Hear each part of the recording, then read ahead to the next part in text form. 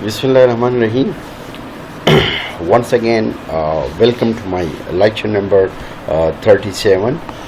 Dear students, in this lecture, we will talk about the drugs acting on the cardiovascular system. In this chapter, we will cover the core objectives which are already given here to review the inotropic, chronotropic, and dromotropic effect of the cardiovascular drugs.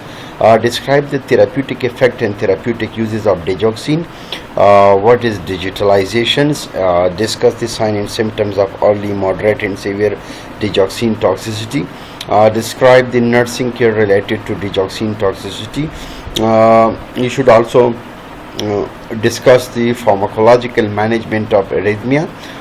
We should also discuss the nursing implication in relation to the antiarrythmic drugs, and we can also calculate the drug dosage accurately while administering oral and parenteral medications. Okay, let's come to the topic. Before studying the different drugs which can act upon on the cardiovascular system, we will have a strong command on different type of effects, that is inotropic effects. What are inotropic effects or inotropic agents? Inotropic agents or inotropes are those medicines that can change the pores of your heart contractions. Now, how these drugs or medication change the pores of your heart contractions? There are two types. The first one is negatively inotropic agents. So negatively inotropic agents are those agents when they are administered to the patient, so it can weakens the pores of the muscular contractions. While the second one is positively inotropic agent, which can increase the strength of the muscular contraction. It means that your muscles become strong and your muscular contractions, your muscles become active, and when these agents are used, so these agents can increase the strength of the muscular contraction, the contraction that is called positively inotropic agents. The term inotropic state is the most commonly used and reference to various drugs that affect the strength of the contraction of the heart muscles. For example, the myocardial contractility, as we know that the strongest muscle which is present, that is myocardiums. So, as we know that the at the myocardial contractility of the heart that is greater, so it means that the heart is the ability to pump the blood to various parts of the body.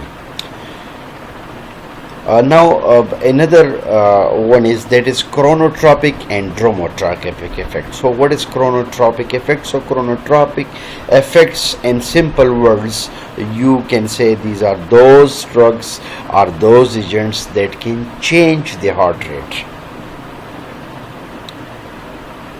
Chronotropic effect, there are two types. The first one is positive chronotropes, the second one is negative chronotropes. So positive chronotropes are those agents which can increase the heart rate, while negative chronotropes are those which can low down the heart rate.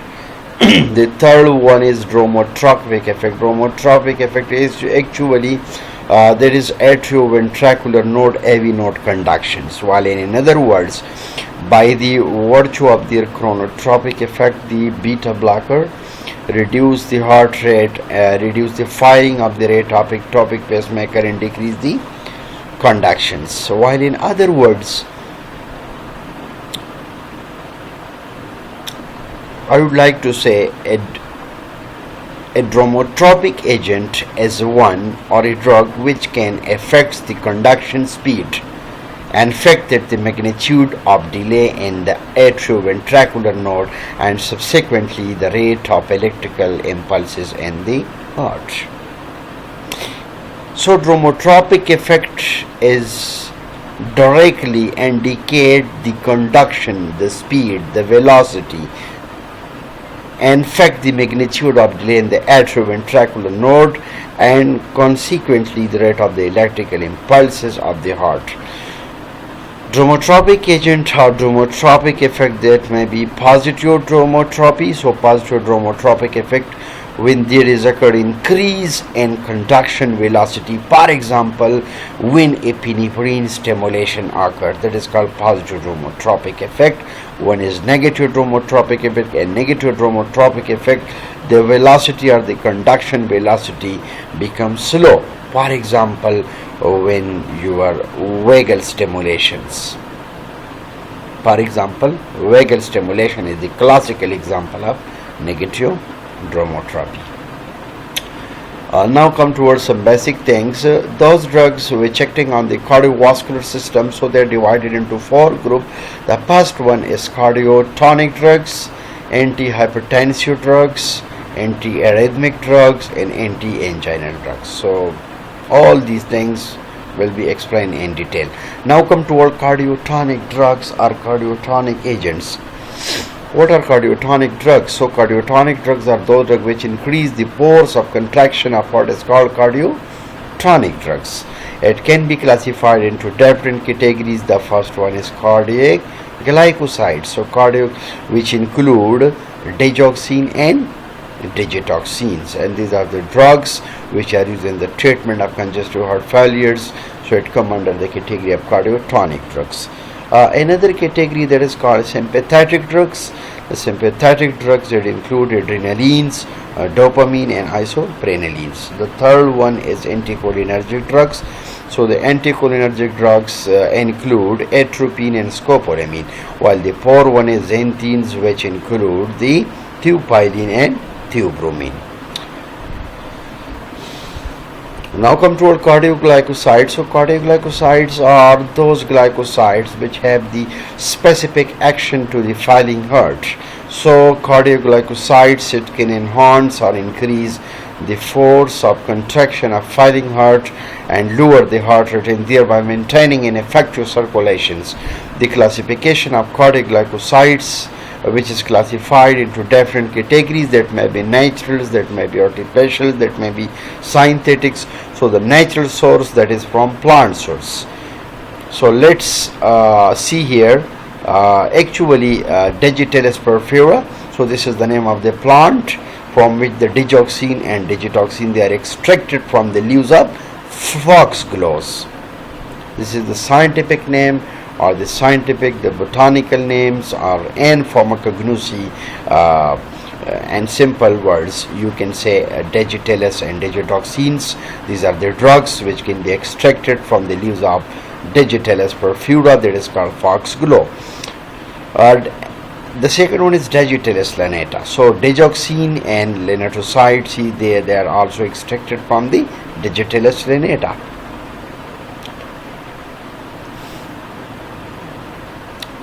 There are other agents which are obtained from the seeds of foxglove, that is Strophanthus combi, cymodines and cymarols. The second one is Strophanthus gratus, that is Oven squills. While the second source, that is animal source. For example, toad venom, which are the natural toxins which can be extracted from the animal soul, that is also called bufotoxin. While the synthetic source is digitoxygenins, and the second one is digoxygenins, and the third one is getoxygenin. These are synthetic source. Now what is Digitalis? As we know that, so Digitalis is a powerful inhibitor of sodium and potassium ATPase. So it can inhibit the sodium and potassium ATPase. As a result of it, can enhance or increase the efficiency of filing heart, increasing the sodium concentrations within the cell membranes.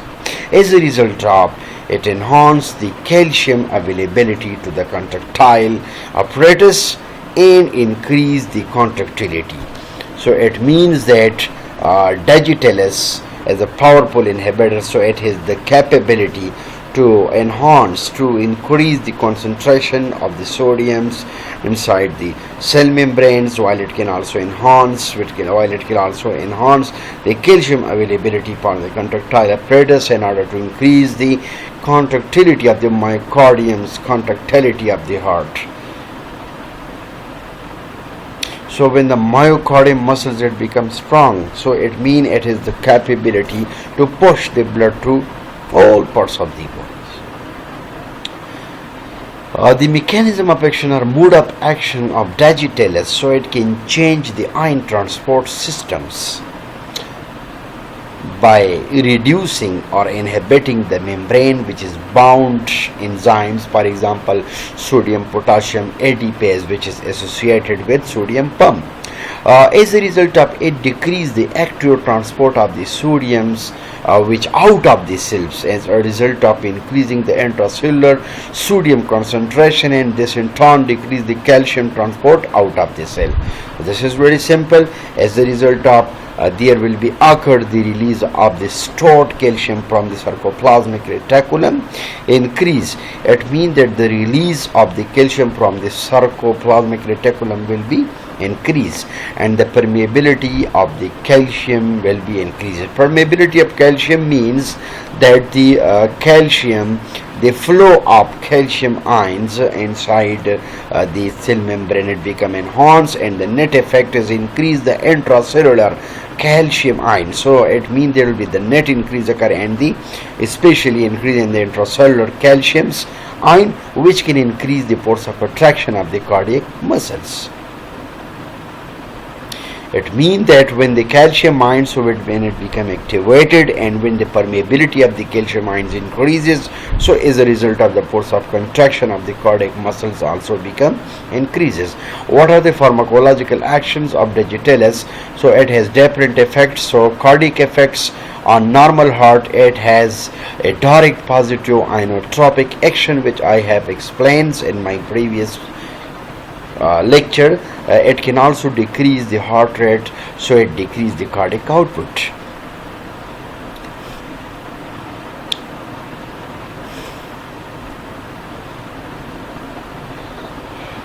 Digitalis, it can also increase the systolic, mean systolic arterial pressure due to direct atriolar contraction, and decrease the ventral venous pressure. On failing heart, it has direct action, which is also called positive inotropic action, and indirect action it can decrease the sinus rate, so it decreases the heart rate. Extra cardiac effects they are also observed here. In kidneys, it causes diuresis, which is occurred due to increase the renal perfusions, and especially in edema due to aldosterone antagonisms. Especially in eyes, these Digitalis it produce different effects in the form of xanthopsia may be occur, and which there is occur appearances of the yellow-green tints cause visual disturbance, and certain nervous system it cause paresthesia, toxic psychosis, and blood vessel it cause vasoconstriction. The blood vessel become constricts, and venodilatation can be also occurs. And gastrointestinal tract it produce anorexia, loss of appetite, nausea, and vomiting may be occur. These are reported by the different literature studies. The sixth one is gynecomastia. These are the extra cardiac effect of the Digitalis. Gynecomastia may be caused due to prolonged use. Now come toward indication of the Digitalis. So Digitalis, clinically Digitalis it is used in the treatment of congestive heart failure, when especially in congestive heart failures the walls of the heart, so it become congested, it become narrow, and sometimes stenosis can be occurred due to which ischemic and hypertensive or valvular heart disease. So Digitalis and simple word they are used in the treatment of congestive heart failure due to ischemia, due to insufficiency of oxygen towards heart, and they are also used in hypertension and valvular heart disease. Digitalis they are also used in the treatment of atrial fibrillations and atrial flutters, and they are also used in paroxysmal supraventricular tachycardia, and they are also used in the treatment of left ventricular failures. Digitalis, so they are not used in this condition, so their contraindication, especially whenever there is a Digitalis toxicity, sometime due to overdosing of Digitalis or Digitalis toxicity can occur, which I have already told you that especially these are the adverse effects which are reported, so it cannot be used. And cardiovascular system, recent myocardial infarctions and heart block, and there may be especially an arrhythmia, and it cannot be used, especially and renal impairments and hepatic failures, and when there is especially electrolyte imbalance, especially any condition like hypokalemia and hypocalcemia, when the calcium level or potassium level become low in the blood. So in that condition, this Digitalis, it cannot be administered, cannot be used.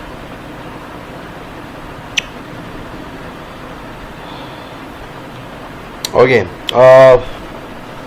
another term which is used, especially the drugs which are used in the treatment of cardiovascular disorder, that is digitalization. So the phenomena digitalization, it can be explained, it can be defined as, in simple words, the administration of a Digitalis in a dosage schedule designed to produce and then maintain the optimal therapeutic concentration of its cardiotonic glycosides.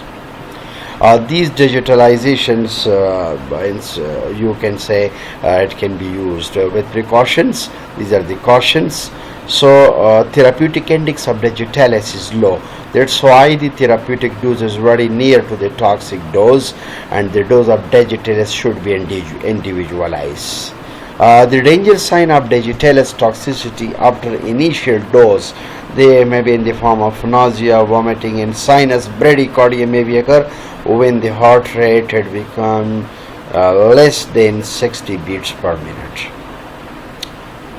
Digitalization is done by three ways. The first one is emergency digitalizations, the second one is rapid digitalization, the third one is slow digitalization, and the fourth one is total digitalization dose. So this is called total digitalization dose. Actually, it is the initial loading dose of digoxins. Now these are the doses which are given here. So digitalization can be take place, or you can say Digitalis can be given by oral route at the dose of 0.75 to 1.25 milligrams, and it shouldn't be exceeded from these values. If you are going to exceeding the concentration or the dose of drug from 0.75 to 1.5, then there may be 100% chances of digoxin toxicity. It can be also administered through intravenous route at the dose of 0.5 to 1 milligram. This is very simple. While the maintenance dose, especially in oral route, is 0.125, you will have to maintain the steady state, you will have to maintain the concentration of the drug, that is 0.125 to 0.5 milligram, and through IV route it can be administered at the dose of 0.25 milligram. Thank you so much for watching my lecture, and inshallah in my next lecture I will explain the other drugs which are used in the treatment of congestive heart failures, or the drugs which are used especially which can directly act on the cardiovascular system. Thank you so much.